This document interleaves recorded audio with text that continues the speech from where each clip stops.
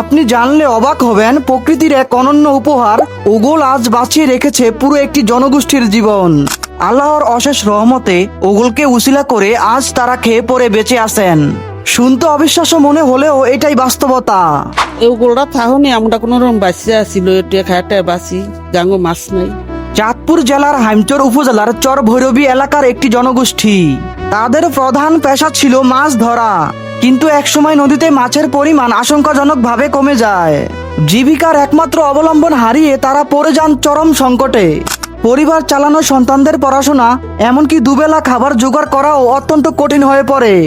ঠিক সেই কঠিন সময়ে আশার আলো হয়ে আসে আল্লাহর দেওয়া প্রকৃতির এক অসাধারণ নিয়ামত ওগল। আজ চর ভৈরবীর একটি জনগোষ্ঠীর অসংখ্য পরিবার এই ওগল সংগ্রহ এবং বিক্রি করেই তাদের জীবিকা নির্বাহ করছেন। ওগল বিক্রির আয় দিয়ে চলছে তাদের সংসার, সন্তানদের লেখাপড়া এবং নিত্যদিনের সব খরচ। আল্লাহর অশেষ রহমতে এই ওগল তাদের জীবনে নতুন করে বাঁচার স্বপ্ন ফিরিয়ে দিয়েছে। ওগুলো ভাঙ্গি আন না লইয়া বিক্রি করে কোনো রকম সংসার চলে, নদীর তো মাছ নাই। তবে এই ওগল বিক্রি করে আয়ের পিছনে লুকিয়ে আছে এক কঠিন সংগ্রামের গল্প। আমরা রাত্রে 3টে বাজে যাই, গিয়া এবারে গিয়া ওগল ভাঙ্গি, কত পাতা ফুতা জঙ্গল মঙ্গল দিয়ে ওগল ভাঙ্গিয়াছি রে, এবারে আনিয়া শুকাইয়া বিক্রি করিয়া চাল ডাল কিনে তারা এবারে বাচ্চা কুচা লিয়ে তারপরে আমরা খাই।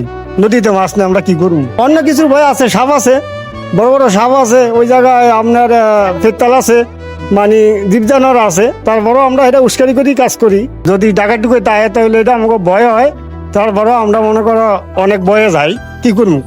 ওগল সংগ্রহ করা মোটেও সহজ কাজ নয়। গভীর রাতে তারা নৌকা নিয়ে মেঘনার বিস্তীর্ণ চর এবং জলাভূমির দিকে রওনা হন।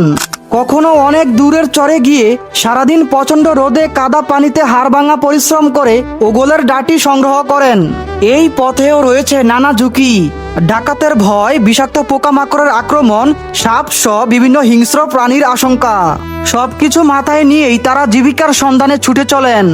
অসংখ্য কষ্ট আর সংগ্রামের পর সংগ্রহ করা ওগলের ডাটিগুলো বাড়িতে এনে অত্যন্ত যত্ন সহকারে রোদে শুকান। এরপর সেগুলো থেকে ওগল আলাদা করে বিক্রি করেন। সেই বিক্রির অর্থ দিয়েই চলছে তাদের জীবন সংসার। আজ চাঁদপুর হাইমচর চর ভৈরবীর একটি জনগোষ্ঠীর জীবন ও জীবিকা ওগলের সঙ্গে ওতপ্রোতভাবে জড়িয়ে গেছে।